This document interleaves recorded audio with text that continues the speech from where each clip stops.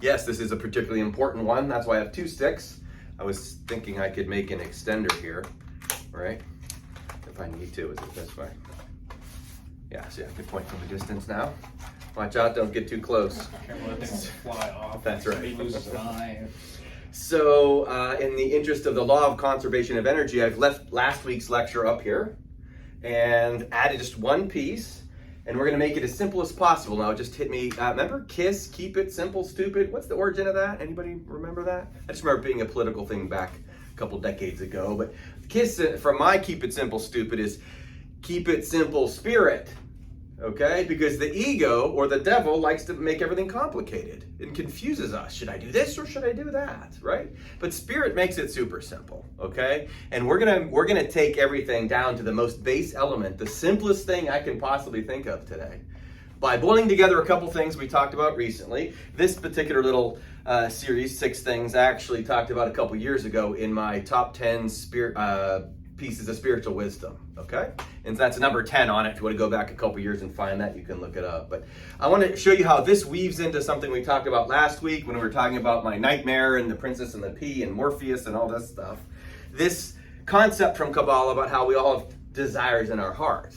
And we've talked about this several times before, but I want to illustrate how personally I believe Jesus would have been someone who would have been interested in this Kabbalah stuff, the Zohar and all of that. He was about the era that stuff was coming out and could have been involved in it for all we know. But here's a teaching from the Gospel of Thomas that connects directly to this teaching that I get from Kabbalah that I find so powerful. And again, quick refresher, we all have desires in our heart. The ones that I have here in red, ego desires, desires of the flesh for the most part. This leads to all our issues.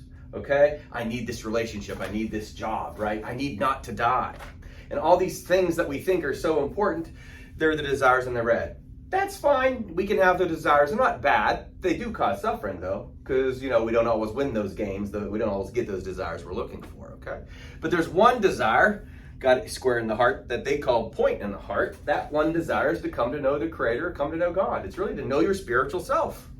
And so last week, when we were talking about the princess and the pea, and that, the little pea at the bottom, that's an irritant that the princess could feel. Well, we're all buried under these layers of ego, and yet we have this little pea poking us in the back, if you will. And it's the spiritual self. It's the point in the heart. And Morpheus and Neo, he says, we've got a splinter in our minds driving us mad. Well, that splinter is the fact we're supposed to be finding or activating the point in the heart. We're not supposed to be seeking all these physical desires.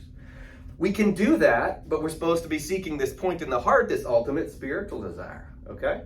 And so I'm going to weave in Gospel of Thomas, verse 2, when Jesus says what I believe is the easiest, most clean-cut path. If you memorize these, you got to memorize. I do them almost every day.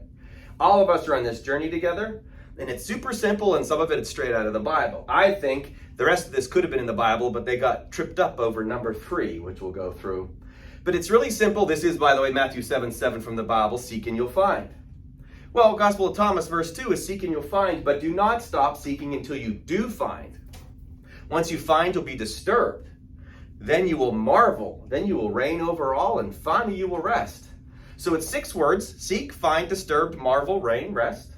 And I just want to show you using this the Kabbalah heart here exactly how that works. See, seek until you find, and when Jesus in Matthew 7:7 says, seek and you will find, that's because this is a guarantee. We're all going to eventually find. Because all these red spots are a rule out. All these desires here, eventually, go find something and then realize it's temporary. It's not going to satisfy you. Yay, we won a championship, but next year we didn't. Yay, I have this relationship, but no longer do I. I have this job, but I just got fired. I have this loved one, but they just pass away. And lo and behold, my body's falling apart and I'm going to pass away. On and on and on, these ego desires go away. Seek them. Find them. It's going to disturb you because guess what? They're not really the ultimate desire. Okay?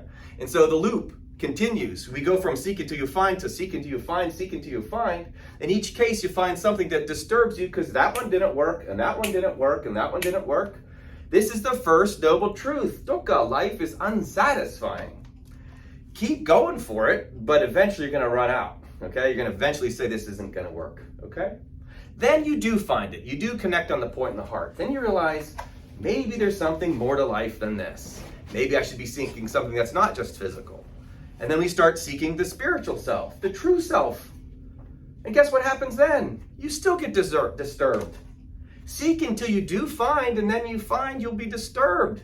Why? What happens when you find the true self? You got to give up all the ego stuff. You actually have to be a good Christian and forgive people and stop judging them, okay? You have to detach from all of it. We've done this many times before. Jesus, Krishna, Buddha, Muhammad all say we have to be perfect. The Tao, verse 29, says we're vessels of perfection. Wow, that's disturbing. That sounds like a lot of work, right? I have to let go of everything that I was clinging to, all of it. Just a couple days ago, I did a message in the Unity Church in Pittsburgh, and it was on letting go of my children, because now that I have an empty nest starting tomorrow, right? We have to then let go of our parents, and then siblings, and then ourselves. We have to let go of all of it. So very sad and depressing and disturbing. It's tough work. But if you stick with it, I like to say the last half of this is really good. After you're disturbed, you will marvel. Because guess what comes on the other side of that? Stick with it. Keep developing this point in the heart. You start to realize things like, wait a minute, I don't think my loved ones have actually died. Wait a minute, everyone has to do this. It's totally fair. Wait a minute, this is a temporary place. Just like the Buddha said, it's temporary. I was only going to be here for a little while anyways. Why am I trying to cling to this game? Go to a 2-hour movie and refuse to leave, when they're turning off the credits and everybody's leaving. I want to stay, I want more movie. Good luck with that, okay? Accept it already. And once you've accepted it, wow, it's marvelous. You start to recognize these things. And for me, that's where a lot of the physics shows up too. Wait, we're all entangled? And the way I was looking at this, world matter is a great big deal. The observer effect, superposition, the science of probabilities. Stuff happens to us in accordance with the way we're looking at it. What? That's marvelous, man. And I tell you, then you start to realize the unity in all the teachings. And that not only were all the prophets saying the same thing, so is my neighbor's 5-year-old kid and green eggs and ham and everything's part of the greater good. Everything's part of the whole. This is Hermes' teaching, all is mental. And it's Romans 8:28. All things work together for good for those who love God. It's everything. That's marvelous, isn't it? You settle into that place, now the spirit, the heart keeps getting bigger at this point. The spirit starts flowing through you, the Tao flows through you. Now you can reign over all. Everything becomes much easier, you're much more peaceful, your relationships improve, your golf game improves, hopefully. Hard to do. You see more colors in the world, You feel deeper. Food tastes better and all those types of things. You reign over all. Perhaps most important, you're not going to get all uptight in traffic anymore. You're not going to get upset when you turn on the evening news and you see all the crap going on in the world. You understand it more, okay? Your relationships get so much better. And it's not that you get elected president or anything like that. It's not that kind of reigning. You reign over the ego. You reign over all those desires.